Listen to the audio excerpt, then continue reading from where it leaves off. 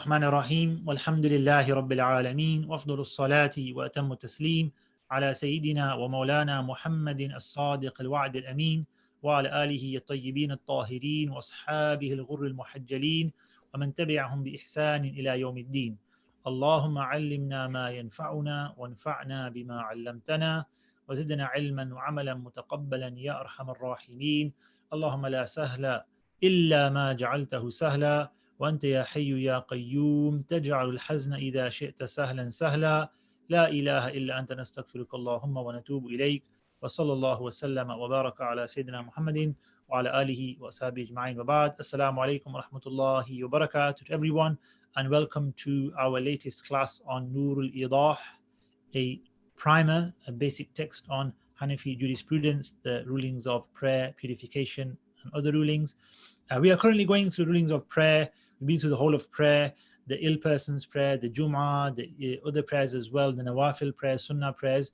And we've come to a very interesting section. This section is now on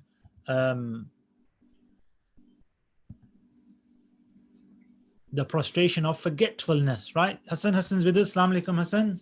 Wa alaikum assalam, Shaykh. How are you? Okay? Alhamdulillah. Well, how are you? Everything good? Alhamdulillah. All good. Looking forward to today's class. It'll be interesting. Yeah, so would you say forgetfulness in prayer, doubts in prayer, not knowing what happens in prayer is common? I can talk about myself, Shaykh, 100%. I don't know if it's a good thing to admit, but it happens a lot. Probably old age.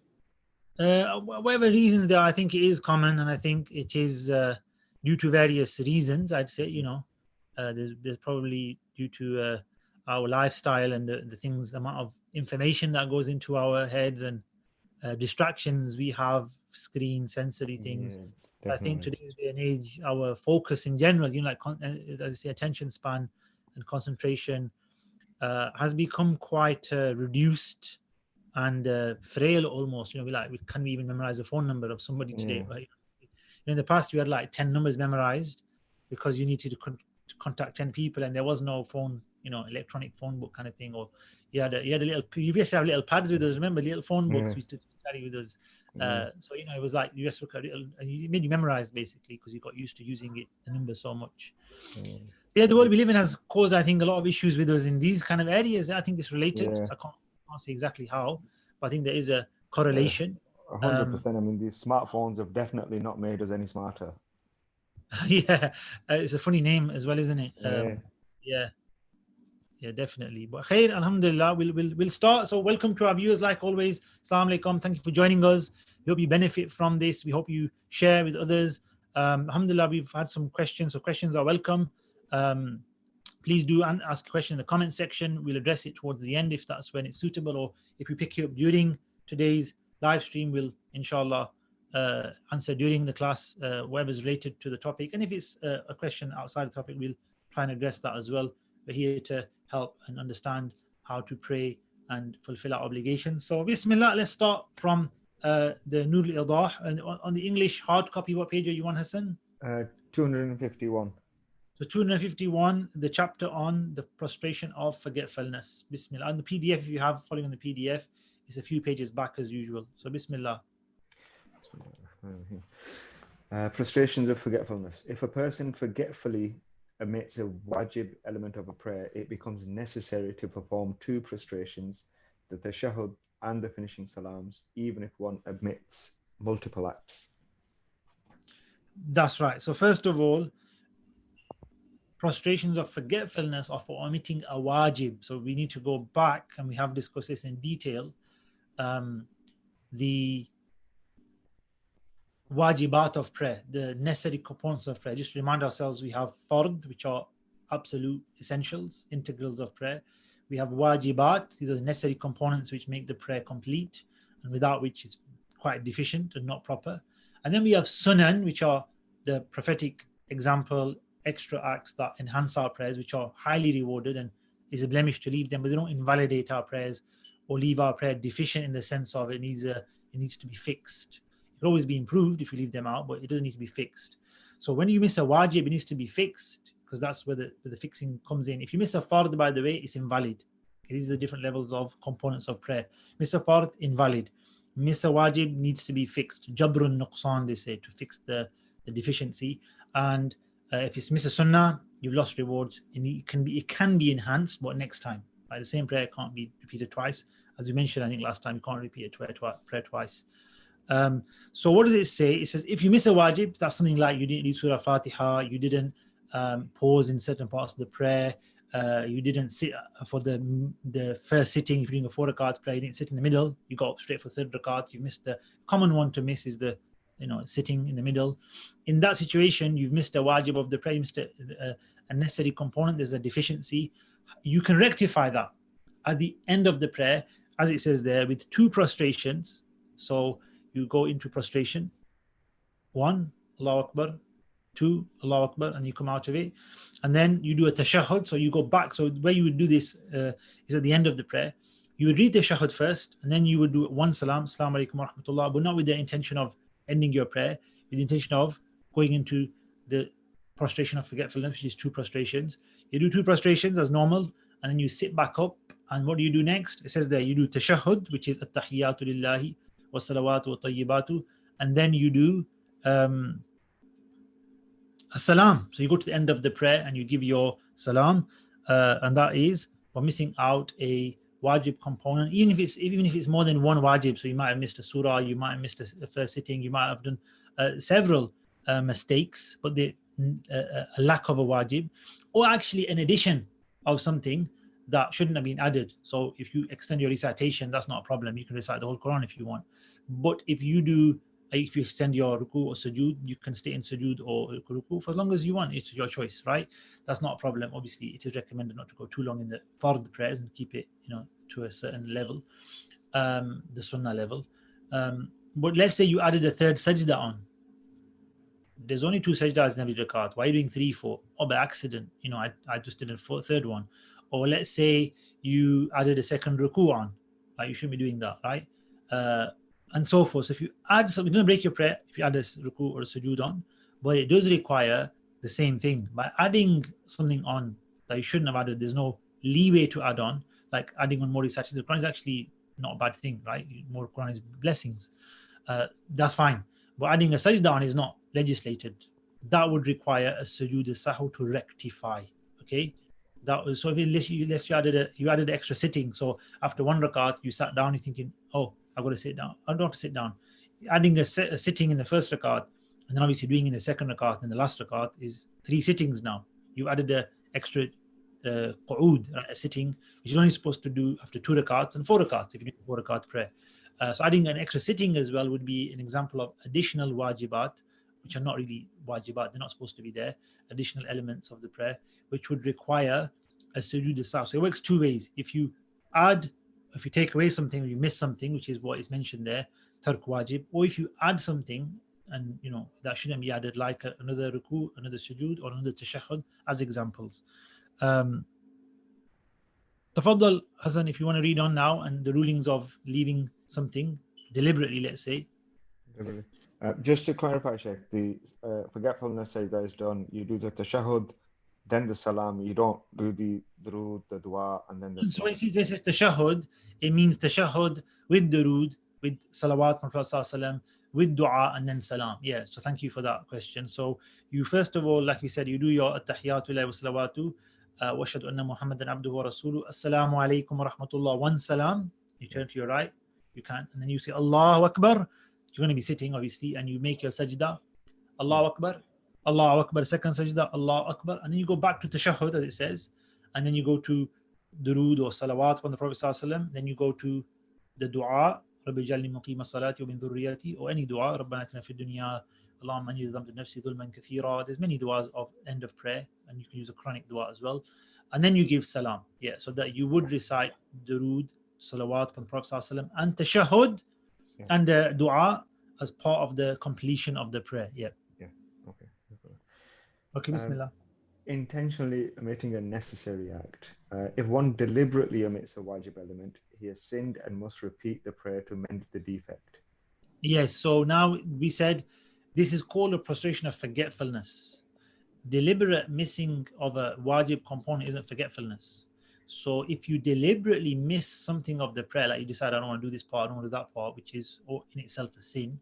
So it says there, athima is sinful, and it's required, wajaba, because you missed wajibat out deliberately, to repeat the prayer, not to make up for those mistakes. But it's not a mistake, it's deliberate, right? The idea, whole idea of sahu is forgetfulness, mistake, doubts creeping in what have you done, you or to cover that, you do this. That's not, you're not covering for anything. You deliberately made this omission, you're sinful, and you have to repeat the whole prayer as a wajib, in order to, as it says, lijabri naqsiha, to rectify, to fix that deficiency, right? Bismillah. By the way, the second prayer you repeat, you might say you've done the prayer, and the second prayer, second prayer here is a completion of the first prayer. It's not a brand new prayer, by the way, because you've prayed, you missed out wajibat, so you've got the integrals, which is validity.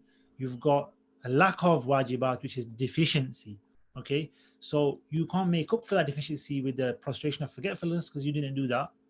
It's not like you mistakenly did it, you deliberately did it. So to actually make up for those mistakes or those actual deliberate omissions requires a full repetition of the prayer. In this case, it's not a normal situation. It's not actually, it's a horrible situation to be in, to deliberately miss out stuff. It's almost being like disobedient in obedience, which is contradictory and sounds quite awful. So I would definitely not think that's going to happen to anyone really, but if it ever did, that would be the ruling, right? So Bismillah, more back to that point here. However, there are some cases where jurists have said one is not to perform the prostrations of forgetfulness for deliberate omissions except in 3 situations. Yeah, so before you mention, then this is said to be the case. So deliberate omissions, we said, nothing can rectify them other than repeating the prayer and making up for them by that way. Apart from 3 situations in which the jurists, scholars discussed them and said, look, wait a minute, is there a leeway in these, that if they were deliberately done, then actually we could make up for them with the prostration of forgetfulness.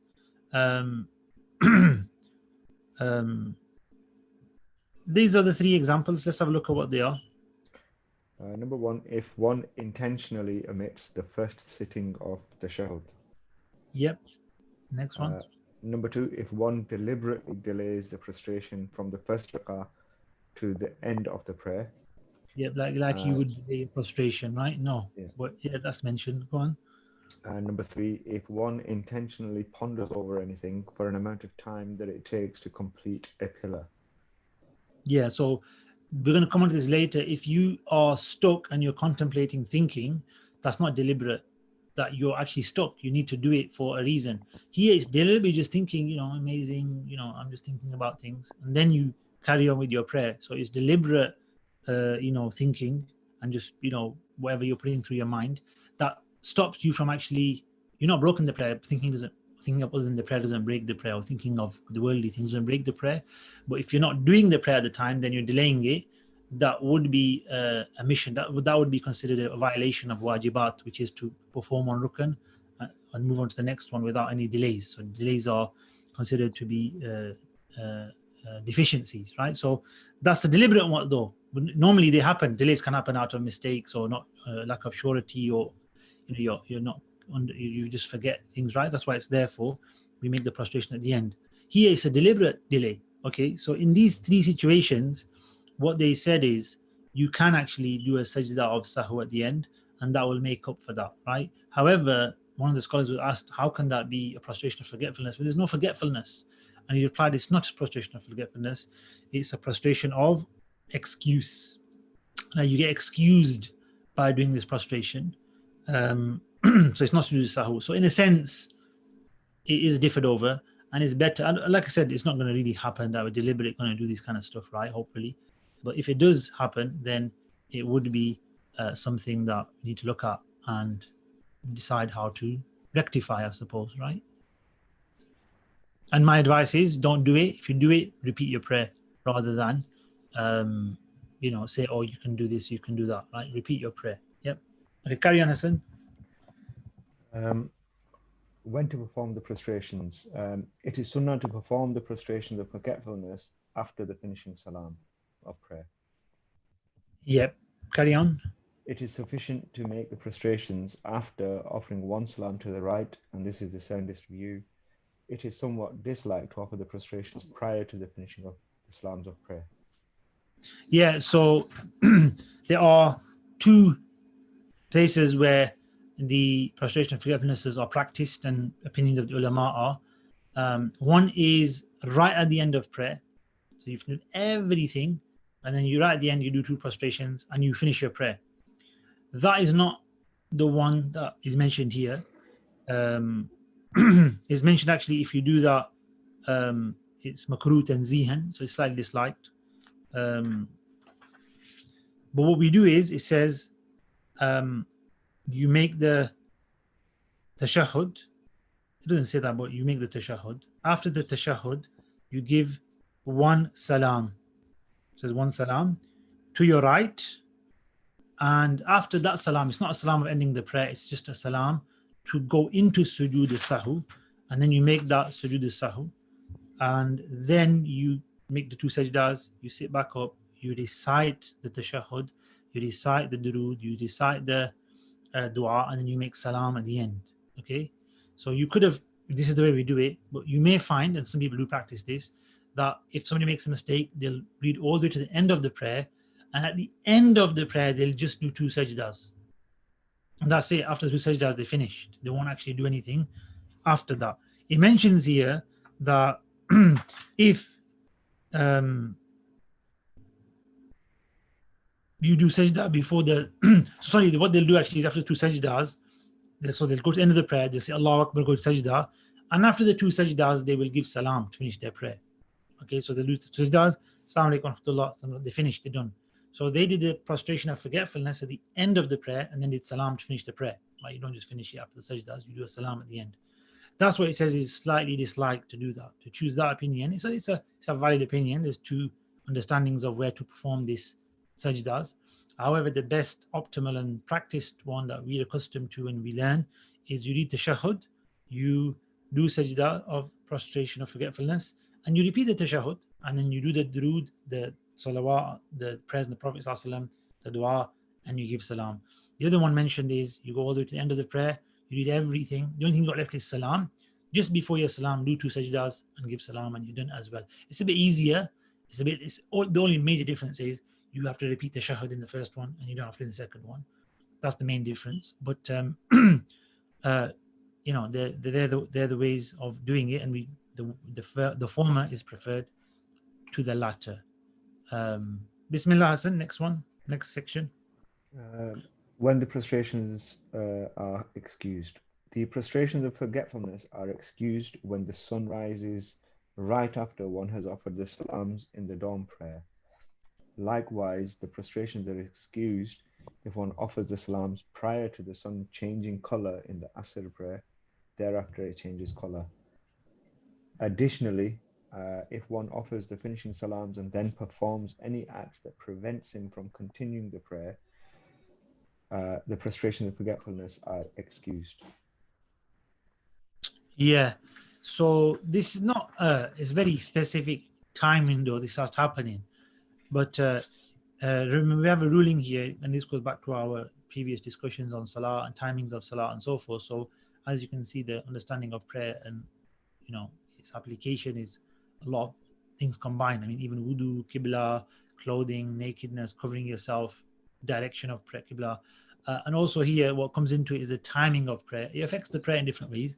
So the sujood al-sahu can be affected by the time you're praying in and where you've reached in your prayer, etc. So it says that if you are praying Fajr, first of all, there's different scenarios where it will be dropped. So in these scenarios, we're not going to do sujood al-sahwi. We're not going to do the prostration of forgetfulness.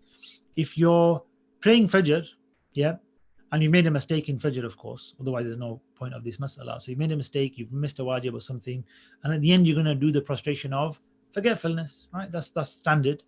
So you're praying your Fajr and you get to the end of the prayer and you give salam, that first salam to the right, to do what? To then go into the prostration of forgetfulness. But what happens, that's a very small time window for this. The sun rises, so you're literally praying Fajr at the end time. Like I said, a very small window for even the next ones. And the sun rises, you can't prostrate when the sun is rising. Khalas, it's makruh tahreem, it's prohibitively disliked. So do you do your prostration of forgetfulness and then do your tashahhud, finish your prayer into sunrise. The sun's now above the horizon, it's coming up. Or do you say, no, I can't prostrate. I've done my prayer. I've got a sujood. I've got to prove the prostration, but I'm almost going to commit another violation, which is prostrating in this very time the Prophet told us not to prostrate, sallallahu alaihi wasallam. So what do you do? It says he is dropped. Khalas. You take the most safer approach, which is don't commit a violation in order to attain a benefit. This is a rule we have. Dar'ul mafasid awla min jalbil masalih, which means removing harm, keeping away harm, if you like, is better. Dar'ul mafasid is better, has more right and predominance is given to that than bringing about a benefit. So you've got a choice now. Benefit yourself with the sujood sahwi, rectify your prayer. It's a benefit. Prostrate at a time I shouldn't be prostrating. Problem, harm, prohibition. In one report, imitating fire worshippers or sun worshippers, not a good thing to do, right? What do? You avoid the harm, and the way it says that is the sajda is dropped, right? A very rare situation, but very specific timing. But that's what would happen. And the same applies for the other prohibited time, which is not sunset, but before sunset, when the sun goes to a reddish color rather than the bright yellow, bright orange. It becomes more of a reddy kind of when it starts to set, basically, and you can look at it. You can look at the sunset; it doesn't harm you too much, right? Don't look at it too long. But yeah, when the sun changes its hue, its gleam is reduced, then at that time it's also prohibitive dislike to pray. So if you've done the same thing, you're praying Asr and you've got prostration of forgetfulness, and you go into that time, don't do the sajda of forgetfulness. Leave it, just finish your prayer. That's all you can do now. And then at the same time, anything, as it says there, that would prevent the prayer from continuing, such as breaking your, such as bleeding, right? Such as laughing out loud in prayer, breaking your wudu in that way, such as talking, it breaks your prayer and doesn't allow the prayer to continue. All of these kind of things that would stop the prayer from continuing, moving around too much, large movements break the prayer. So these are all things that break the prayer. Then if you did that, after giving salam, then you can't do the sajda of forgetfulness. Now somebody might ask, that's such a fine time, really, is it going to happen? Yes, it is practically going to happen. How? When you finish your prayer, sometimes you even forget to do sajda to sahu. Sometimes you even forget to actually prostrate at the end. Right, Hassan? You think, I've got at the end of my prayer, I'm going to do a prostration. You forget about that, don't you? Yep. Right? So just because you forgot about it, this is another ruling, it doesn't mean it's forgotten. It doesn't mean you don't do it. What it means is you just delayed to the end of the prayer. Now you got to do it. So you've finished your prayer, you've given your salams. Now, if, this is a very important point, if you haven't done anything to break the prayer, if he hasn't gone to Asr into the redness of the sun, if he hasn't gone from Fajr into the sunrise, you're still facing the Qibla. You haven't, pretending you're in the Qibla stops you from continuing the prayer. You haven't talked to anybody, that stops you from continuing the prayer. You haven't eaten something, that stops you from continuing the prayer. You haven't checked your messages on your phone, that stops you from continuing the prayer. So you haven't done anything, you're still facing the Qibla. You've done dhikr. Dhikr doesn't stop you from continuing the prayer. You can do dhikr in your prayer. You're doing tasbih, you're doing istighfar, you're doing la ilaha illallah. You're reading the Quran, but not you're not picking up the Quran to read. As you pick up the Quran to read, no. You get it on your phone, no. But you're reading the Quran, Ayatul Kursi. None of these things break the prayer or stop the prayer from continuing if you were in prayer. If you decided to start doing Ayatul Kursi anywhere in your prayer, not that you would, but it wouldn't break the prayer. Right? It would be one of those things that it shouldn't be added at its wrong time. If it's when you're reciting, it's perfectly fine. So if you've done one of those things which are part and parcel of the prayer, and you haven't yet done your prostration of forgetfulness, so you finished your prayer, for the next 30 seconds, you're reading Quran, you're reading dhikr, and you think, oh, happens, doesn't it, Hassan? I've got a sajda to sahu on me, right? Right, Hassan? Yep. So 30 seconds later, you realize, guess what? You can go back, and you have to go back. It's wajib, remember, this sajda. And because you haven't done anything, or none of these three things have happened, it's not sunrise, not close to sunset, and you haven't done anything that prevents the prayer from continuing, you have to, as a wajib, as soon as you remember, go into sajda. You say, Allahu Akbar, go into sajda. Do your two prostrations of forgetfulness, go back to sitting position, do tashahhud, tahiyat, do durood, do dua, and give salam. Right? That's what you do. Okay? So it is practical. You could have a decent amount of gap that these things could occur in, possibly.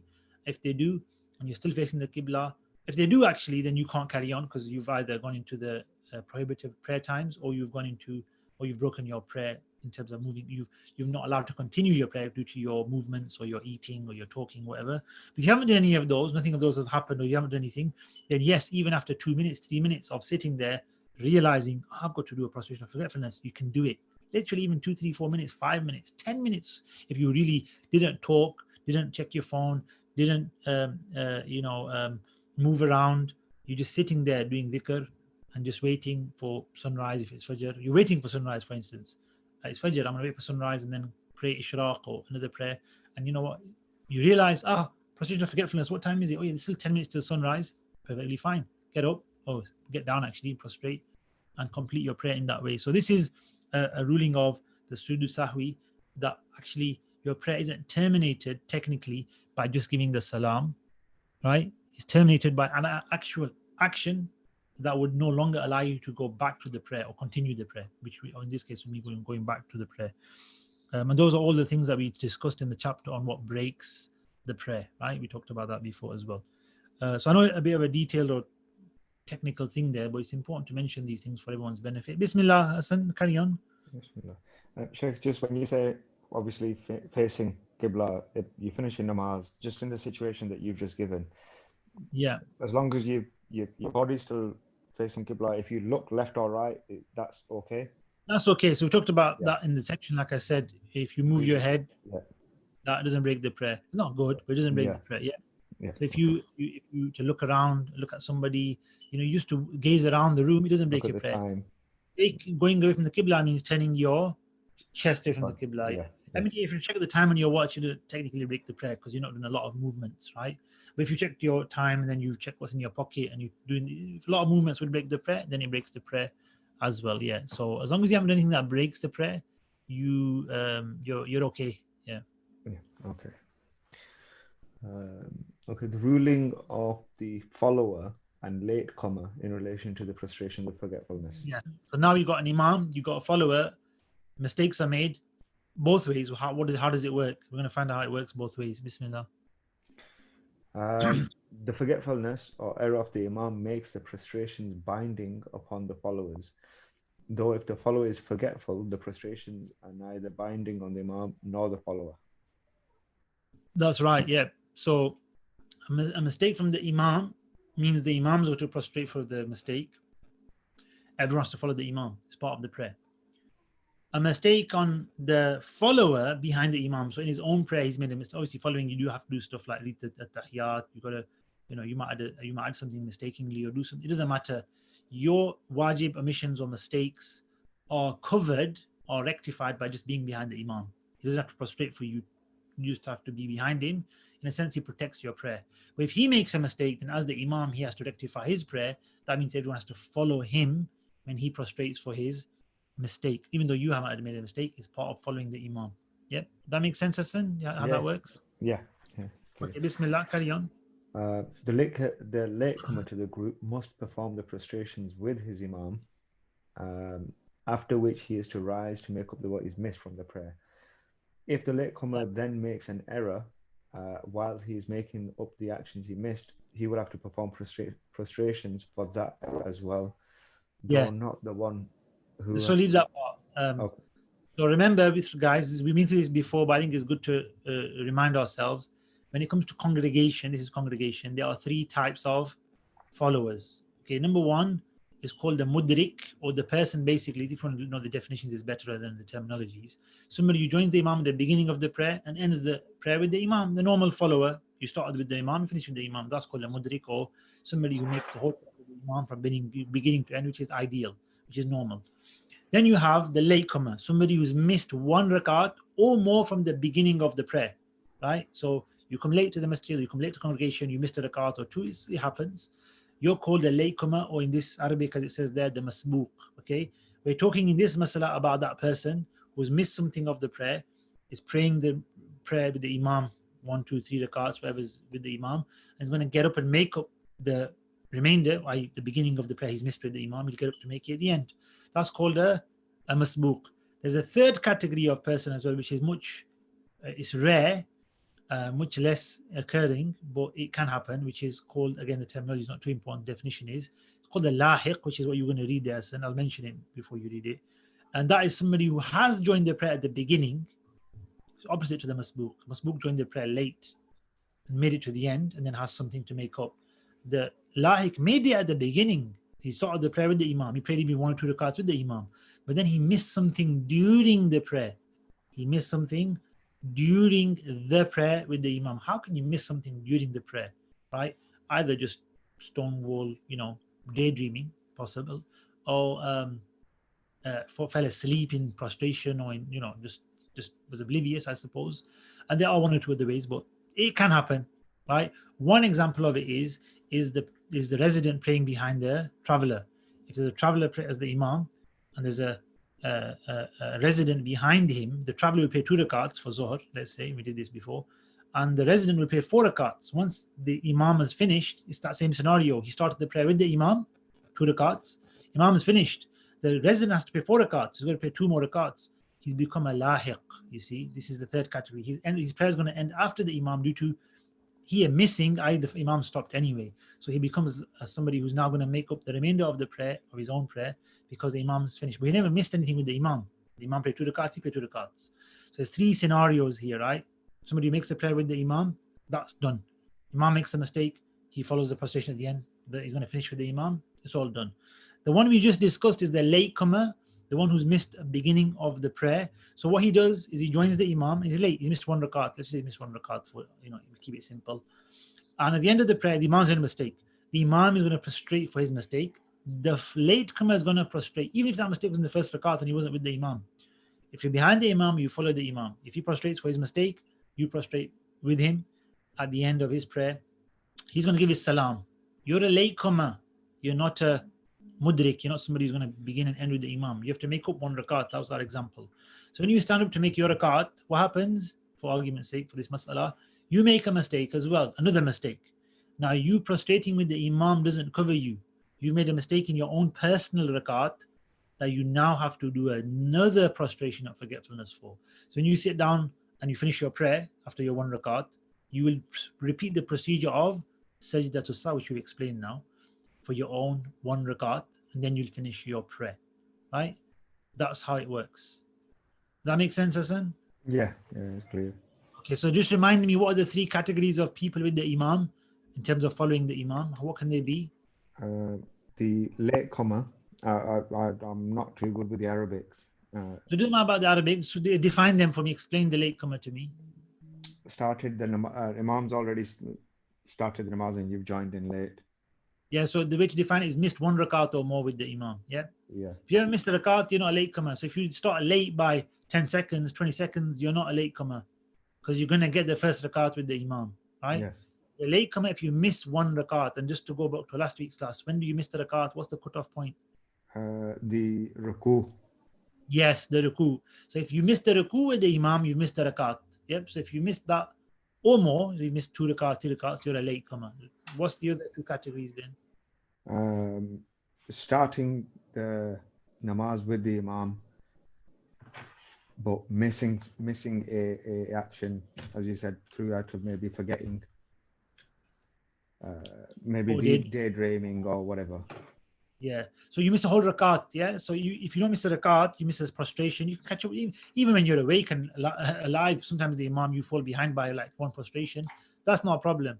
But you have to miss a whole rakat basically. So you're standing there. They've done ruku, so you're then standing again. You're like, they've just done a rakat. I missed it. Yeah, you missed it. But you start the prayer with the imam. You just carry on, and you make that up at the end as well. You'll make it up, and we're going to talk about that. But you start at the beginning with the imam, but you missed something after that. You become a lahiq. Yeah. Okay. The one who's you can mudrik. Sorry. The third category left is missing more than the 1 rakat, I think it was. No. You begin and end the prayer with the imam. Yeah. So the first one is you miss a beginning. Begin and end. Start the prayer. Sorry. You miss after that, right? So the first 2 are missing something. The third one is just normal. You just pray the full prayer with the imam, and they call that muqtadi. It's just somebody who follows the imam basically. There's no special category for that. I wrote them notes slightly wrong then. Yeah, that's why I asked to repeat them just to make sure. There's only 3 categories. Yeah. One doesn't miss any. One's normal. There's no need to One. write it down even. Right? It's just the normal follower, beginning to end, no mistakes. Well, mistakes can occur, but no omissions. No omissions of a rakat. Rakat is what we need to define as omission here. A masbuk is somebody who's missed the beginning with the imam and joins late. It's called late comer for that reason. The other one is who joins the imam at the beginning, is with the imam at the beginning, but due to a reason, very rare this occurs, but it does maybe. And we mentioned the traveler and the resident is one example. Then in that case, the follower becomes a lahiq, or somebody who's making up what they missed during the prayer, not at the beginning of the prayer. Okay, so that's the 3 categories. Okay, so we've explained the mas'ala of the prostration of forgetfulness for these just for the masbuk, which is the late comer. If he misses any part of the prayer with the imam and joins late, so 1 rakat or more, he's got to prostrate with the imam for the forgetfulness because the imam's made a mistake. And then if he makes a mistake in his own personal prayer, he's making up 1 rakat or more, but 1 rakat in our example, he'll do another prostration for the mistake he's made. That's what we just read. If you carry on now, we're going to learn about the one who's made the beginning of the prayer, but then has missed the 3rd or 4th rakat or something due to daydreaming, and then has to, when the imam finishes, he's only prayed 2 rakats. He's got to pray 4. So he's got to get up and make 2 rakats. What does he do if he's got... So let's Bismillah read on and we'll find out about the situation of this person. There's just one sentence there, Shaykh. I don't know, in your Arabic it might be a little bit. It just says here, though not the one who was with the imam at the start. And then there's an example given, but it's not in... Read the example that they give in the commentary to see what it says. Okay, for example, person X begins the prayer with the imam, but then falls asleep in the prayer. Okay, that's how you lahiq, Yeah.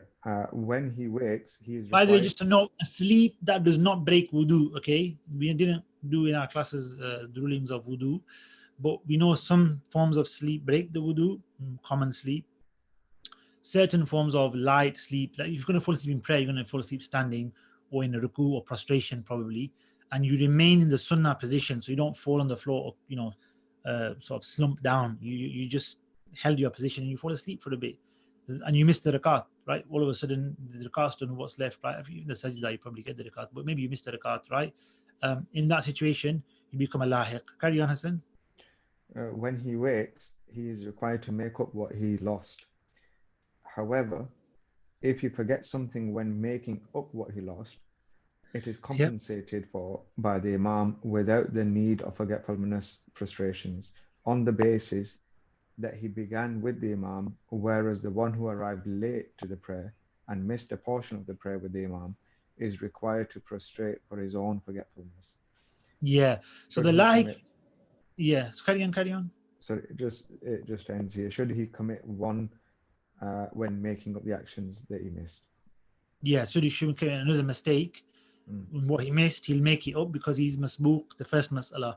This mas'ala is basically saying that the person who's missed something with the imam after starting with the imam, like in the 2nd, 3rd rakat. So he made in sajda for a whole rakat. They did a 2nd rakat and he's like, whole rakat's gone by, I'm still in my previous rakat. So in that situation, he's still behind the imam.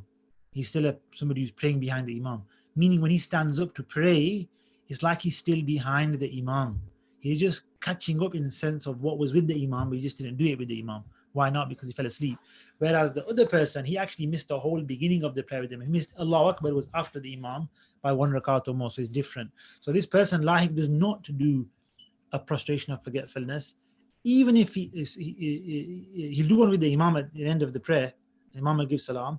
I missed rakat number 3. I didn't miss rakat 1 or 2. I missed 3. Let's say it's me, right? I fell asleep during rakat number 3. They prayed rakat number 3. I didn't take part in it. At the end of the prayer, I did rakat 4 with the imam. He gave salam. I gave salam. No. He gave salam because he finished 4 rakats. I can't give salam. I've done 1, 2, 4. I've got to make up 3. I'm going to stand up. So he's going to give salam. He's doing sajda of sahu, whatever, right? In case he had to. I did it with him. Now I stand up. Okay. I make a mistake in that 1 rakat I've got to make up. Yeah. I make a mistake. I don't have to do sajda to sahu. Why? It's like I'm still behind the imam. And if you're behind the imam, you don't do sajda to sahu. He covers you, right? By the way, even if he hadn't done a prostration of forgetfulness, so he hadn't done a prostration of forgetfulness at the end of his prayer, I got up, made that 1 rakat, I made a mistake, I still don't prostrate for forgetfulness. He doesn't have to prostrate the imam to cover me. He covers me by default. If you're behind the Imam, you will not perform a prostration of forgetfulness unless it's with the Imam. Okay, if he does it, you do it. If he doesn't do it, you don't have to do a separate one for your mistakes. Even if you become a lahiq, which is this situation where you missed third rakat, for instance, and you get up to make that up, doesn't matter if you made a mistake yourself during the prayer in that rakat you're making up, it won't require a prostration of forgetfulness. Like we said before, the Imam covers you, he protects your prayer, which is one of the blessings of congregation. Alhamdulillah. Right, Hassan, you got that concept here? Yeah. It's a bit to digest, guys. So, dear viewers, listeners, just maybe go back on that. There's three categories of followers: somebody who's made the beginning and the end with the Imam, somebody who's missed the beginning but makes the end and then makes up what he's missed in the beginning, called the latecomer, masbuq. That's the definition. Remember that. Somebody who's got the beginning of the prayer with the Imam, but due to whatever reason, sleep is a common example. It's probably the only practical one. Misses a part of the prayer in the middle of it, second, third rakat or fourth rakat, but then the Imam's finished. What does he do? He doesn't finish because he can't. He has to make up whatever he's missed during the prayer, not at the beginning. And if he gets up to make that, it's still as though he's behind the Imam. So to the extent, guys, that if he missed, say, let's say he missed rakat number 2, in rakat number 2, you would have been behind the Imam. You wouldn't have read the Quran, right? You would have listened to the Imam if it was a loud prayer, or just remain silent if it's a quiet prayer, and then made your ruku and sujood. So when you stand up, you don't read the Quran, because it's as though you're behind the Imam. That second rakat, it's just you're doing it later because you fell asleep. It's like delayed. You have this delay button. I don't know what example to give you, right? So when the videos go wrong online and somebody's speaking and the sound's coming later, that's what's happening. You should have been doing it 10 minutes or 3 minutes ago, right? You're doing it later. Why? Because you fell asleep and there's a delay, but you're still technically, not literally behind the Imam, technically behind the Imam. So it's good to remember these three categories because rulings do change, okay? Bismillah, let's carry on, Hassan. Okay. Branches. I'm just assuming it's just different. Yes, so miscellaneous rulings regarding sujood sahw. The Imam is not to perform the prostrations of forgetfulness in the Friday prayer, nor for both Eid prayers. Yeah. Why? Because it causes a lot of fitna, a lot of confusion. Imagine going to Eid, right? The first time you've been to the masjid for some people in the year, right? And all of a sudden, at the end of the prayer, there's a big hoo-ha, prostration, up and down. Oh, what's going on? It's confusing for general folk. Even for people who are regular to the prayers, it might be confusing. You never know. You might not have come across it. Imams don't tend to make that mistake. So if they do at the Eid or Jummah prayer, because it's such a large congregation, and traditionally hundreds of thousands, right? There wasn't like one masjid here, there for Eid. They just gathered at one musalla, one big area, one big field, the whole city, and perform one Eid with hundreds of thousands of people. It was normal. Even now you can get some places where they do that. So they wouldn't do, it's a mounting mistake. We don't make 100,000 plus people do prostration of forgetfulness, confuses every, man, women and child, because ladies would take part as well and so forth. So in such large congregations, even though it's a wajib to do, it's this same rule. You can bring a benefit by doing the sujood sahu. It's a wajib, but there's a harm that's going to be confusion amongst the masses, like, what's going on, we don't, because people don't know the deen. So you can see here that this ruling indicates an ignorance of general folk. Right? Inshallah, you're learning and you know this, so it wouldn't be a problem if you come across sujood sahwi in Eid or Jummah. They wouldn't really happen. The Imams don't do it, even if they make mistakes. As long as they don't make a further mistake. Remember, if you make the invalidation mistake, you can't hide that. It's a duty to Allah to say, I made a mistake, let's start prayer again. I broke my wudu, you can't carry on the prayer. Break your wudu, start again. I'm not facing the Qibla, I'm praying. You can't do, integrals are absolute minimum, must. You can't really get away with not doing them. You got to pray again. But if you missed a wajibat, if you forgot Surah Fatiha, you forgot the surah in the first rakat, and you read Eid, although it's a loud prayer and people will know that, you don't perform the prostration of forgetfulness at the end. You just give salam at the end and go about continuing with the rest of the rituals, etc. Just so that's one to bear in mind, guys, right? For imams, also for yourselves. One who forgets to perform the first sitting in an obligatory prayer is to return and sit, provided he does not completely stand. And this is according to the evident report, which is the correct one. So now, carry on. Sorry, and if a follower forgets to sit, then we'll leave that. we'll leave Okay. that. It was just We'll part come of on the to that. same. Okay. So, scenario now, these following scenarios are all about the first sitting, first of all, right? It says قعود الأول, right? So you're doing four rakat fard of Zuhr, Asr, right? You're performing 2 rakats, you're going to sit down. That first sitting is a wajib, so it's going to go through an example of missing a wajib now.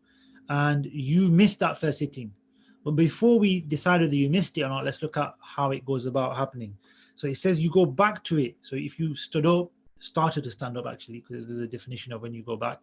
If you started to stand up, right, then you go back and sit down, okay, to perform the wajib, as long as you do not become fully erect, okay? So if you're, give you an example, if you're here, you're prostrating, right, you're on the ground prostrating, Allahu Akbar, you're going to stand for the 3rd rakat. Okay, you're supposed to sit and do tashahhud, but you're going to go up. You're not fully erect there. You're like, what, 20, 30 degrees left. Like, you're not straight, right? I've got to do first sitting. Go back down and sit down and do your tashahhud, okay? You say, Allahu Akbar, you stand up straight, you say, Bismillah ar-Rahman ar-Rahim, Alhamdulillah. I've got to do the sitting. You don't go back down now. You've gone fully erect. You stay up.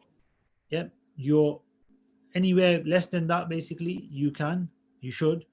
It's wajib to go and sit back down and perform the first sitting, which is after 2 rakats, and then get back up for the 3rd rakat. Yep. That's the ruling so far, okay? And if a follower behind the Imam forgets to sit, then his case is like the one who offers an optional prayer. He has to return and sit even if he was completely standing. That's right. So if you're behind the Imam now, and the Imam sitting for the 2nd rakat, and what do? You go stand up for the 3rd one. What do? Just come and sit back down. Khalas. Doesn't matter what situation, even if you stood fully erect, you come and sit back down. Because the Imam is what you need to follow, and like I said, your mistakes are covered by the Imam. So you fully stood, well, I should be sitting down. Go and sit down. Don't wait for the Imam there. That's wrong. Sit down, pay your tashahhud, and follow the Imam. So if you're behind the Imam, and the same for the mutanaffil, the person playing nafil, you're playing 4 rakat nafil, for instance, and after 2 rakats, you stand up and don't sit down. You've gone up to the standing position, fully erect. You go and sit back down as well, okay? Right? Because every nafil is 2 rakats technically, so it's like a last sitting every time. But also it is 4 rakats, so there's a bit of a difference. But yeah, you sit back down. So nafil, you get up for 3rd rakat, you haven't made this first sitting, sit back down, make sure you do it, then get back up for the 3rd and 4th rakat of your nafil. Yeah. If the person who forgets to sit at the first sitting returns to the sitting posture after being closer to standing, then he has to perform the prostrations of forgetfulness. Yeah. If on the other hand, one was closer to sitting, then he is not required to offer the prostrations of forgetfulness. Yeah. If one returns to the sitting posture after completely standing, scholars differed whether the prayer is nullified or not. Okay, that's another masala, yeah. Just returns to the prostration, to the what? In ada. Okay. Yes, there's 3 scenarios, guys, right? We didn't discuss just what we discussed there. So we discussed if you are standing up and you need to do a sitting, the first sitting, you go back down as long as you're not fully erect in the individual prayer. If you're behind the Imam, you go back down, just follow the Imam. If you're nafil prayer, you go back down to complete your tashahhud, and then you stand up for the 3rd rakat. Those 3 scenarios are discussed. In all of that, we didn't discuss the ruling on do I perform a sajda to sahu? Do I perform a prostration of rectification of a mistake, forgetfulness, due to this mistake or not?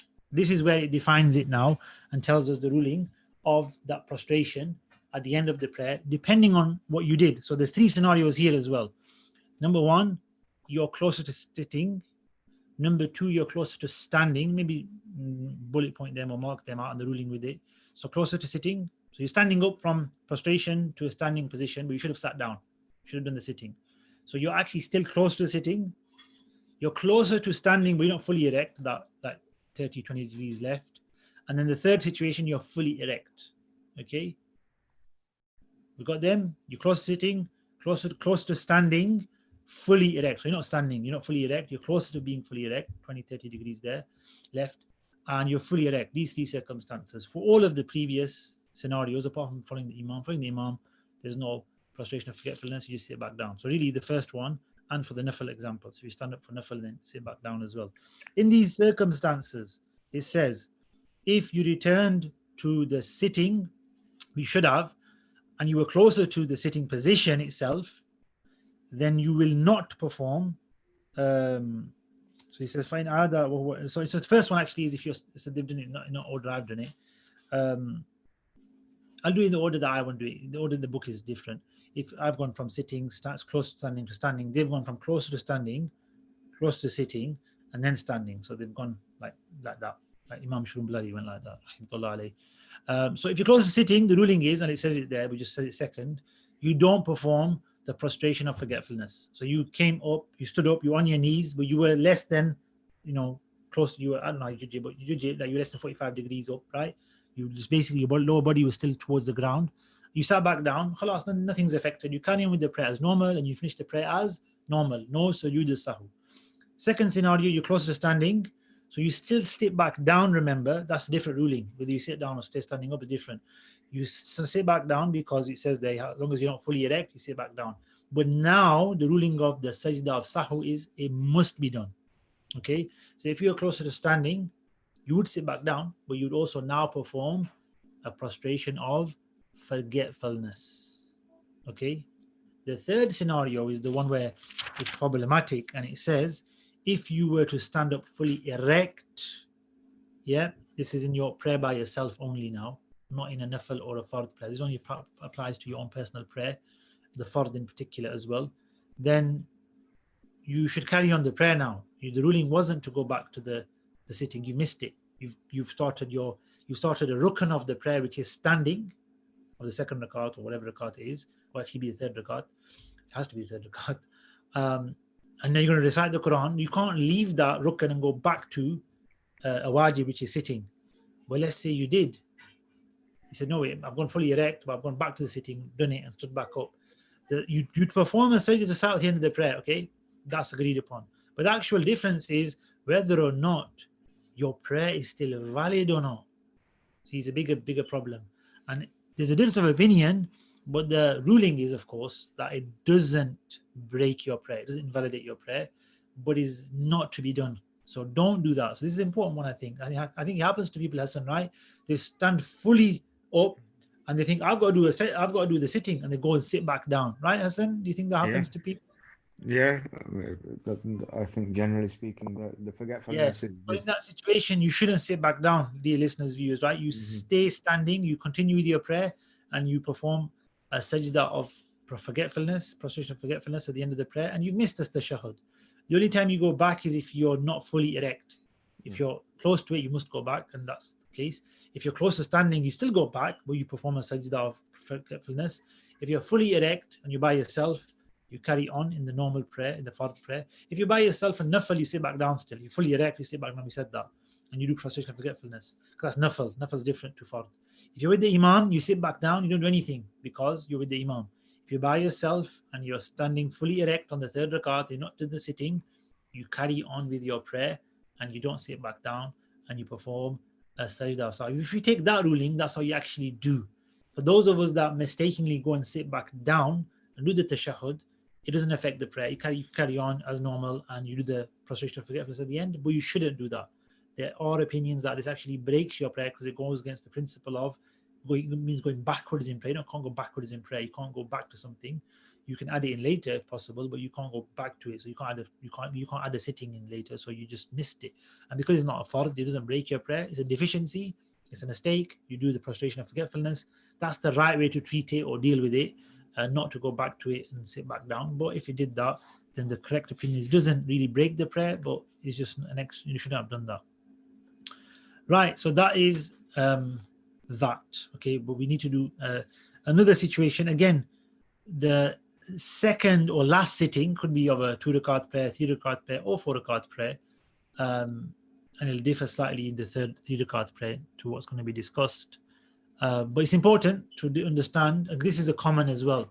So often at the end of the prayer, you forget it's the end of the prayer and you stand back up for rakat number 5. You had a 5th one on for a 4 rakat prayer. Like I said, it could be 3 to Fajr, like 2. You had an extra rakat on. So there's 2 scenarios we're going to discuss towards the end of the prayer now. So understand now we've come to the end of the prayer. We've prostrated for the last prostration of the prayer. Now you should ideally sit down, do the tashahhud and finish your prayer. But that's not what happens, because you add a 5th rakat, you forget, you don't realize what's going on. How you add a 5th rakat can be in 2 ways as well. One is you could do it instantly, which I think is going to be discussed first, right? And you stand up for number 5. And the second way is you do it by actually sitting down, doing tashahhud, at-tahiyyat, the qu'ud. So actually doing the sitting. But then you stand up thinking it's the first sitting that you don't, that you would stand for rakat number 3. You stand for rakat number, in your mind, number 3, which is number 5 still. Right? So there's 2 scenarios in which you can add a 5th rakat. One, straight after the sajda, you stand up for number 5, right, which is possible. Or number 2, you do the sitting. After the sitting, which is tashahhud, at-tahiyyat, you stand up for number 5. Okay? So we're going to discuss both, and the ruling differs, right? Very different and important and problematic. If one of them is very problematic, the other one's not too bad. So Bismillah, Hassan, if you read on, will find these 2 masalas and how to deal with them. If a person forgets to perform the last sitting and rises for the 5th rakah, he is to return to the sitting posture provided he does not prostrate in the 5th rakah, and must then perform the prostrations of forgetfulness for delaying the compulsory sitting. Do you want me to read the other side as well? Yeah. Yeah. If, on the other hand, one performs a prostration in the 5th rakah, then his obligatory prayer is converted to a voluntary one. Mm-hmm. And he may add a 6th rakah if he wishes, even if it was in the Asr prayer or a 4 rakah in Fajr. Yep. And there is no dislike for having added these rakahs. And this is Sandy's opinion. Upon this, one is not to perform the prostrations of forgetfulness. Yeah, brilliant. Thank you. That's the first scenario. Okay, guys. So the first scenario is you got straight up from the sajda to rakat number 5. Remember, it's the last sitting, 4 rakats or 2 rakats of Fajr, as it's mentioned. It's the last sitting of any prayer. And you stand without performing the final sitting. The first thing you need to do is sit back down. Okay? Sit back down and do your tashahhud. At-tahiyyatu lillahi wa salawatu. Do your tashahhud. And because you delayed, because you stood up, right, and you delayed stuff, then you're going to perform the prostration of forgetfulness. And then you're going to obviously do the shahad again and finish your prayer. That's ideally what would happen in that situation. If you already stood up, ideally you'd come back down, sit down, do the shahad, do prostration of forgetfulness, and finish your prayer by tashahhud, durood, salam, dua, salam. Okay, that's the ideal. But it's ideal not to even make that mistake, right? But if you made a mistake, the best thing is to sit back down and finish the prayer as described. You didn't even do that. What did you end up doing? Prostrating for the 5th rakat. And remember, we did this last week, Hassan. We did it a couple of times. When do we classify a rakat as a rakat? Hassan, come on. Are you with us, Hassan? Give me a sign. He's with us, he's just quiet. Okay, Hassan doesn't want to answer. Assalamualaikum, Shaykh. Sorry, my mic just went off then. Okay, your mic was on. So yeah, Bismillah. Did you get the question? I was trying to. Can You're you hear trying to me? figure your mic out. Okay, it was on in terms of the mic. It doesn't matter. So the question is, when does a rakat become a rakat? When do we say this is a rakat now? Would that be once the sajda is done? Exactly. Once the sajda of a rakat is done, it becomes a rakat. Okay. So let's go back to the situation now. You've stood up for rakat number 5. You shouldn't have. You haven't performed the sitting. You haven't done the final sitting. And you just like I said, ideally come back, sit back down, finish your prayer with the prostration of forgetfulness. But you didn't. You prostrated. Guess what? You've done 5 rakats now. When you sat back down before the sajda, you've cancelled out that extra stuff. Does it count as a rakat, remember? When you made a prostration, you've done a rakat. So you've done 5 rakats. Problem. Big problem. What's the problem? How can you make your final sitting after 5 rakats? Your final sitting has to be at the end of your prayer, which is 4 rakats. You did 4 rakat fard isha, 2 rakat fard fajr. You can't do your final sitting after rakat number 3 or number 6 or number 5 or whatever, it has to be at the end of the prayer. End of the prayer was 4 rakats. The extra 1 rakat is nafil if you think about it. It's just extra. It's blocked you from completing your prayer. So what does it say? He says your fard, all of it becomes a nafil. So not just the 1 rakat you added, everything becomes nafil. Meaning you don't lose the prayer, it's worthless. You get reward of nafil, inshallah. So now you're doing 5 rakat nafil. And if you're in Fajr, you're doing 3 rakat nafil. So what do? It says you add a 6th rakat, even if it's Asr, because you want to pray Asr after it. It's not after Asr yet. You haven't done Asr. So you add a 6th rakat to Zohar, Asr, and Isha. You add a 4th rakat to Fajr. But in Maghrib, you don't add anything. Why don't you add anything in Maghrib, Hassan? 3 rakats.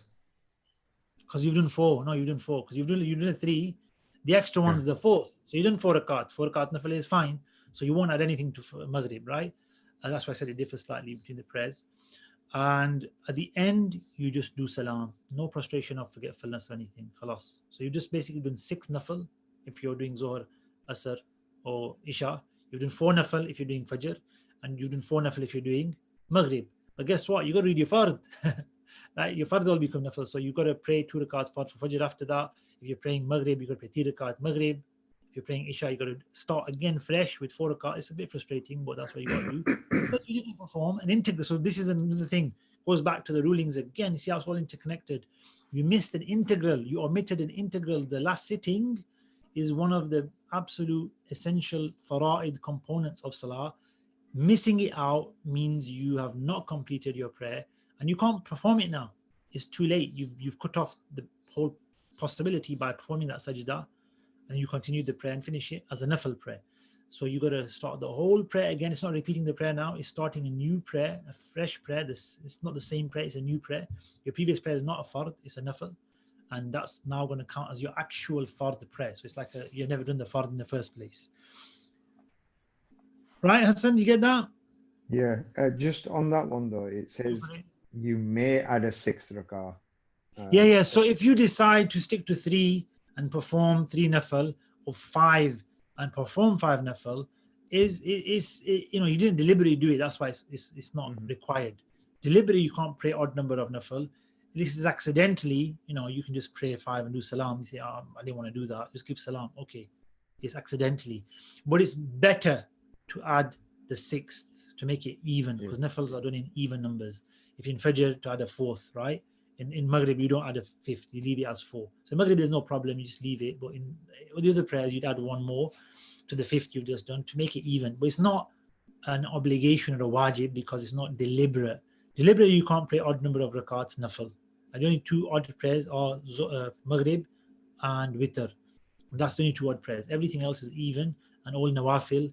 We don't have an example of Prophet praying nawafil as odd. He would make the Witr the odd number, not the actual nafil prayers. Hence, the Prophet has a hadith prohibiting the batra, I think it's called, the broken rakat, the single rakat. It's not allowed. So that's why the odd is always changing to even. In this situation, it would be, because this wasn't deliberate, is not necessary. That's the only difference. Yeah. If, however, one performs a last sitting and then stands up, he is to return and sit and perform the finishing salams without repeating the tashahhud. And if one prostrates in the 5th rakah, it does not nullify his obligatory prayer because the last sitting has been performed. It is, however, recommended for this person to add another rakah to the extra one so that the additional 2 are regarded for him as a voluntary act.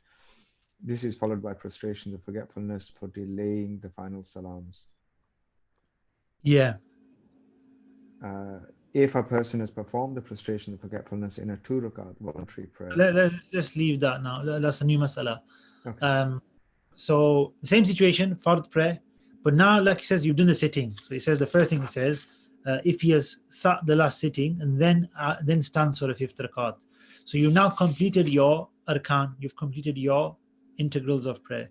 You've got 1 thing left, you've got 3 things left, right? You've got the salawat from the Prophet ﷺ, you've got dua, which is sunnah, and you've got salam, which is wajib. So 3 things, right? But no fard left, just 3 things left, 2 sunnahs, 1 wajib. So you've done your fard, you've completed your prayer. Like we said, your validity is there now, right? Go back to that. Fard is for validity, wajib is for completion, deficiency, lack of it is deficiency, and sunnah is for rewards and enhancement, and obviously more and more better proximity to Allah subhanahu wa ta'ala. You want that. So what happens is you stand for the fifth rakat. You shouldn't do that as well. You can't just do that. So again, same thing. Sit back down and continue your prayer. So don't repeat the tashahhud. Sit back down and start. Allahumma salli ala Sayyidina Muhammad. Don't stand up. You stood up. Sit back down. Okay, you do that. Fine. Finish your prayer. All done. If you don't sit back down and add a fifth rakat, which remember that cutoff point is the sajda, as it says there. If you perform sajda in that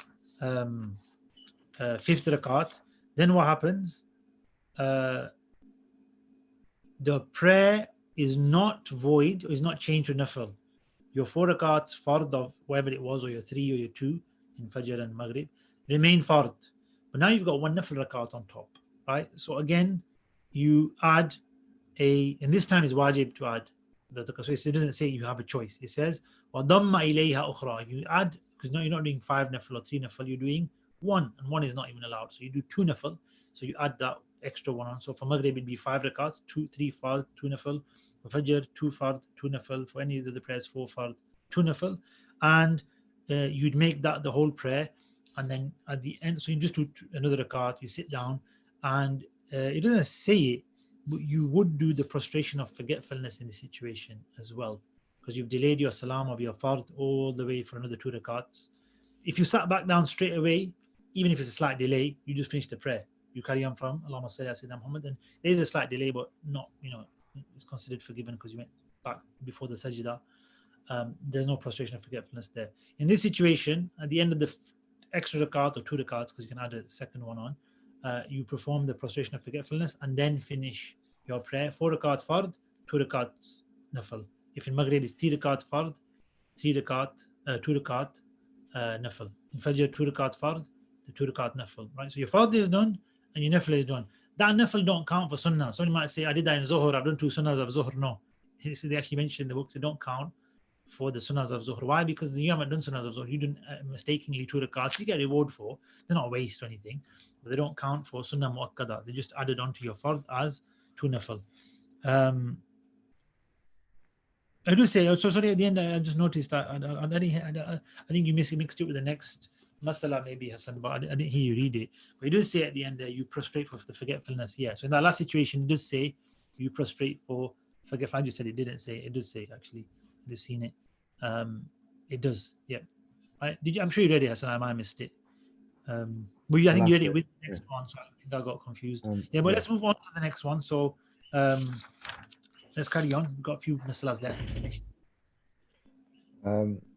If a person on whom the prostration and the forgetfulness are required offers the finishing salam and at that point is joined by a follower, it is valid provided the former person, the imam, performs the prostration and forgetfulness. If he does not, then the following is invalid. So I think there's the one before that you read half of and you haven't gone back to us. The one that you told me to stop on. Yeah. Okay, sorry. If a person has performed the prostration of forgetfulness in a 2 rakat voluntary prayer, he is not to add another 2 rakats upon them. Though if one does, then he is to make the prostration of forgetfulness again, and this is the opted view. Yeah, so it's a weird situation, but you're doing 4 rakat nafil, okay? So you've done 2 rakats, and you made a mistake in the first 2 rakats. So we've said before, nafil is actually in 2s, and you can perform them as 4s, 6s, even 8s if you want, right? But with 1 salam at the end. But you got to sit at the end of every 2 rakats, because nafil is the end of the nafil. So you performed 4 rakat nafil with the intention, but during the first 2 rakats you made a mistake, and you decided at the end of the 2 rakats to make a prostration of forgetfulness. Okay? If you do that, khalas, you don't add any more nafil rakats. So you've intended to pray 4, you've prayed 2, you made a mistake, you did prostration of forgetfulness, you finish your prayer. Okay, you don't add on 2 rakats. It says, that's the recommended, it says, right? If, however, you do end up adding on, so it's not a wajib, it's a recommendation. If you do adding on the 2 rakats because you want to do 4 rakat nafil, then you'll have to repeat the prostration of forgetfulness at the end. Doing it after 2 rakats doesn't count. It's weird, I know, but that's the masala. So if you did make a mistake in the first 2 rakats, pray your 2 rakats, pray your other 2 rakats, your 4 rakats nafil, and at the end, no matter what, you'll have to prostration forgetfulness somewhere. Do it at the end of the 4th rakat, which is where it should have been done. But to be honest, you could have stopped, and it would have been better to stop after 2 rakats because you wanted to do the prostration of forgetfulness. By the way, the other scenario is you made a mistake in the first 2 rakats and you didn't do a prostration of forgetfulness, because you guess what, you're going to do rakat 3 and 4 and make a prostration at the end. That would be the normal way of doing things, right? It's not mentioned that. It's mentioned if you did the prostration of 2 rakats, you decided to do that, finish your prayer then. Don't add 2 rakats on top of that. You added 2 rakats on top of that without salams, you just went to the end, then make the prostration of forgetfulness again, even though your mistake was in the first 2 rakats for those 2 nafil, it doesn't matter. The prostration of forgetfulness is only to be done at the end of a prayer, not in the middle of. That's the ruling here. That's what we have to understand. You have to make your prostration of forgetfulness somewhere at the end of the prayer. We talk about the 2 positions. It has to be at the end. Now you can go to that, back to that one if you want. The one about the following the Imam. Bismillah. If a person on whom the prostrations of forgetfulness are required offers a finishing salam and then at that point is joined by a follower, it is valid for the follower to, provided the former person performs a prostration of forgetfulness. If he does not, then the following is invalid. Yeah, so the basic situation, somebody at the end of their prayer has a sajda of sahu, right? And you join them in that sajda of sahu. Khalas, you got the prayer with the Imam, right? And he's going to finish his prayer, you're going to get up. You're following that Imam is valid. In other words, you can carry on with your prayer. It's following, it's a valid takbir. In other words, Allahu Akbar, you joined him, it's valid, right? However, if you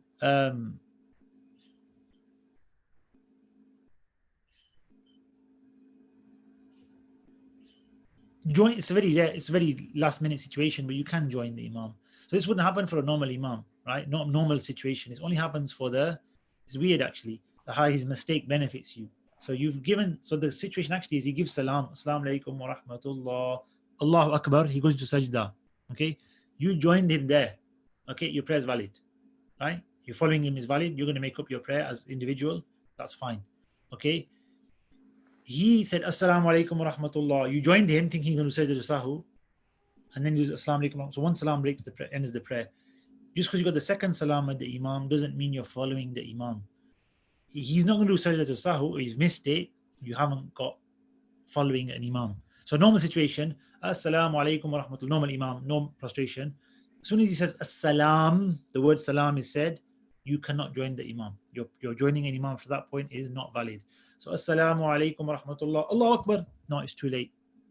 You can't join that person, that Imam. Whether he's by himself, whether he's within the congregation, you're joining the congregation in general. It's invalid to join after that point. That's the cutoff point for joining a prayer.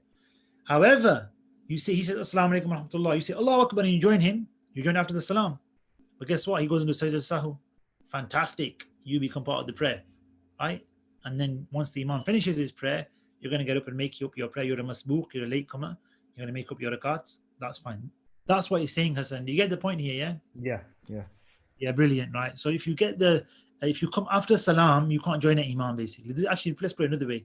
If you come after salam and you join an Imam, you can't join the prayer unless he does a prostration of forgetfulness. Then your Allahu Akbar would have been valid.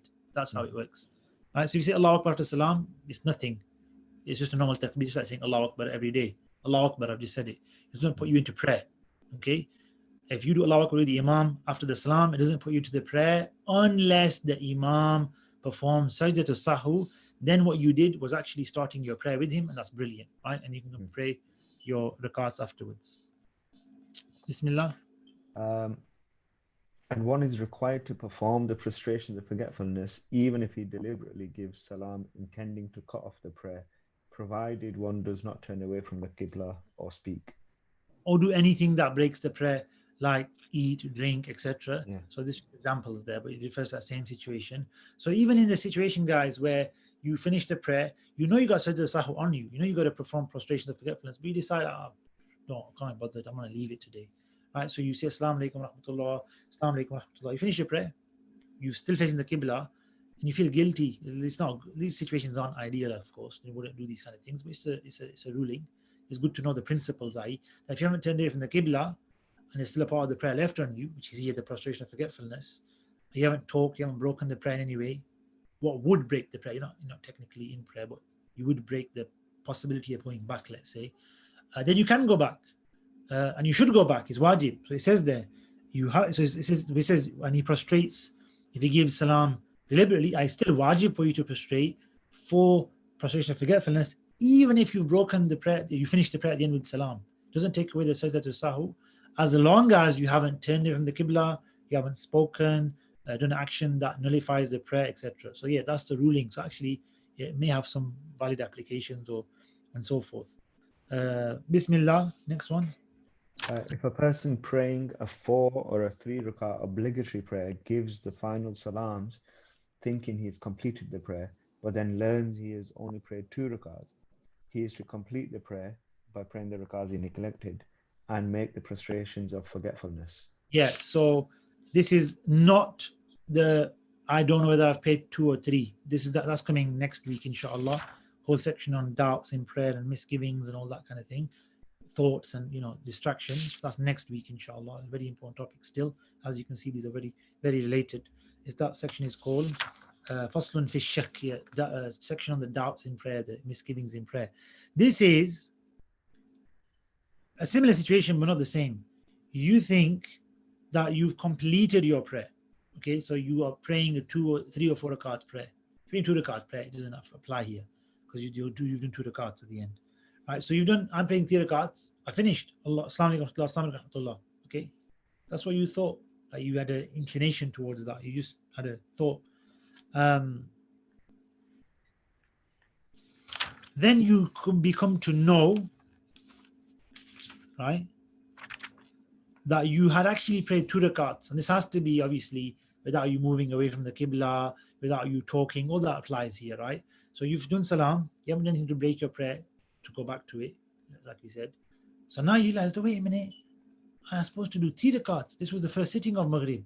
I've got to do another rakat. What do? You stand up and pray the 3rd rakat. Yeah. As long as you haven't done anything to nullify. So if you've turned away from the qibla, it's too late to stand up and play the 3rd rakat. Okay. It can happen because sometimes you do think, and this is the opposite to the previous one, the first sitting is the last sitting. Often you think the last sitting is the first one, so you get up for the 5th rakat. We did that. The other way around, you're sitting for the first sitting of Zohar, 2 rakats, and you start giving salams. You think you've done the prayer. It happens that way as well, right? Okay, what happens in that situation? If you realize, by the way, if you never ever realize, okay, I asked the question, if you've done 2 rakats, right? And by the way, you don't know this, right? And you give salam and you think you've done 4 and you never ever realize you've done 4, you've done 2, sorry. And you move on with your life, and trust me, you're never going to remember that prayer. What's the ruling of that prayer? It's done. But you only pray 2 rakats. You didn't deliberately do it. You don't know. In your head, you've done 4. Yeah, but why is that an excuse? But if you think you've done 4, it's not an excuse then. Okay, yeah, because now you've got an inclination towards 4. Good.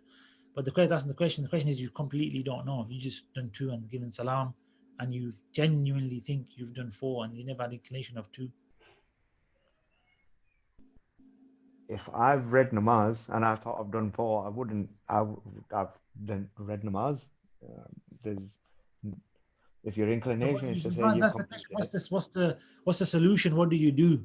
Like you've read 2 rakats and you think 100% you read 4, never think again about that prayer, and you go on with your life. What happens to that prayer now? You only did 2 rakats, should have been 4. Would it go into a nafil? No, it's valid, it's fard, it's done. It's done. It's done. Like your first answer was right. So my first answer. Yeah. So there's a hadith that says, رفع عن أمتي الخطأ والنسيان وما استكرهوا عليه, that my ummah is forgiven, there's no blameworthy, there's no accountability for al-khata, mistakes, and nisyan, forgetfulness, and what they are forced to do. And forgetfulness is slightly different to mistakes, as you know, in fasting and things, and what they're forced to do. In nisyan is like basically being unconscious. You have no clue what you're doing. That's the ruling of nisyan. You just have no idea. It's human absence of mind completely. So if you live your life having thought you've done 4 rakats, and you never know. So the thing is here, you never come to know at all, and it happens. We don't even know. That's the thing. We don't even know how many of our prayers were 4 or 2 rakats, because you don't know. You're never going to go. It's gone. Khalas. We believe we prayed all our rakats that was supposed to be 4 rakats, and that's it. So you're accountable to the level of your human ability, which often is, certainty or human certainty or, knowledge and awareness. But trust me, it shows you how weak we are as humans in reality, that you can't actually go back and say, I can say for absolute certainty, 100%, that I know I paid 4 rakats every prayer. You don't.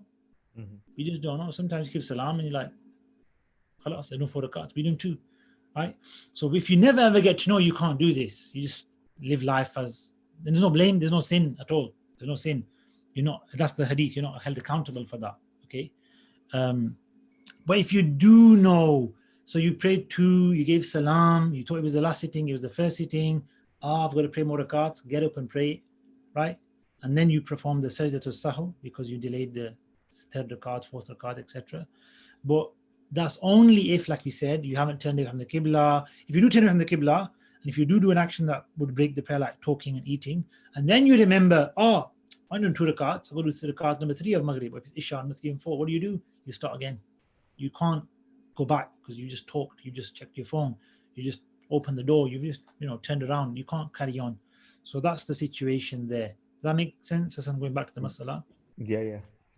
Yeah, brilliant. And then the last thing then for today is, if a person lengthens his thoughts or daydreams and delays the final salams until he becomes aware, then he is required to make prostrations of forgetfulness if this time delay was equivalent to performing a pillar. If not, then he is not required to perform prostrations of yeah, forgetfulness. so again, we mentioned this briefly. I just put it in there brief before. Delaying in the prayer is not allowed. So you can't, finish your recitation of the Quran and pause and then have a reflection for 10 minutes and then say, right, I'm doing my ruku now.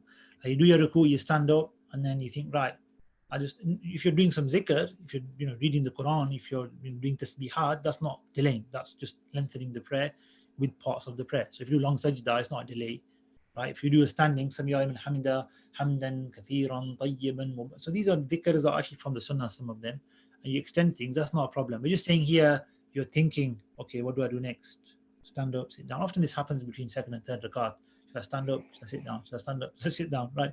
What's going on? If you're doing things like that and you delay your decision, whatever decision you make, the next part of the prayer is delayed by the length it takes to perform a integral of prayer, it says, which is they go by the shortest, which is the sajda, and it takes what's the sajda is described in other books. I think Imam Tahtawi mentions it in his Hashia on this Nur al-Idaah, is the time it takes to put your head down for sajda, to perform 3 tasbihat. So it's not just the minimum, it's the actual normal length of a prostration.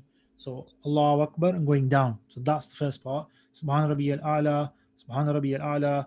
Not like not the fast one, the normal one. Subhan Rabbi al-A'la, Allahu Akbar. You finished it. So lifting is part of completing the rukn, but that's the rukn. Just that amount of time, not long, maybe 10 seconds. If you had thoughts for that length of your sajda length, because everyone has a different length of sajda, then you've delayed too long. That delay is not allowed. You can't have delays like that. Otherwise, your prayer would be stretched over half an hour sometimes if you allow delays. So delays are not part of the prayer. Going from one rukn to another, the continuity is part of the prayer. All ulama agree to that. It's part of the prayer. The Prophet, the Sahaba, they never ever delayed, and delaying is therefore not part of the prayer. A valid delay is a valid delay. So a valid delay would be sleep, right? So you wake up, you make up what you missed with the imam or yourself, but there's no prostration of forgetfulness. For goodness sake, you're asleep. Like I said, رفع القلم عن النائم حتى يستيقظ. So there's a hadith even about sleeping, that the pen is lifted from the one who's asleep until he wakes up, right? So I missed your call. You missed my call. I was asleep, and even Allah forgives me, brother. Right? Even Allah says there's no blame on the person who's asleep until he wakes up.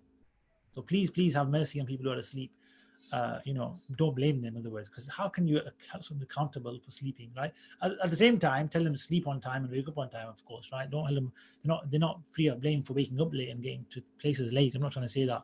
What I'm trying to say is during their sleep, they're not accountable, right? So if you're in prayer and you fall asleep, you're not accountable. So there's no sajda to sahu at the end for that. It's not a mistake or anything. But if it's a delay, which is not an excusable delay, which is normally just thinking for no reason or thinking due to doubts, what's happened, what's this, what's that, then in that case, that delay would require a prostration of forgetfulness if it reaches the length of a rukn or more. And if not, there's no need for a prostration. Alhamdulillahi Rabbil Alameen. Wa sallallahu wasallam baraka ala Sayyidina Muhammad wa ala alihi wa sahbihi ajma'in. Jazakallah khairan for today, everyone, and take care. Assalamu alaikum wa rahmatullahi wa barakatuh.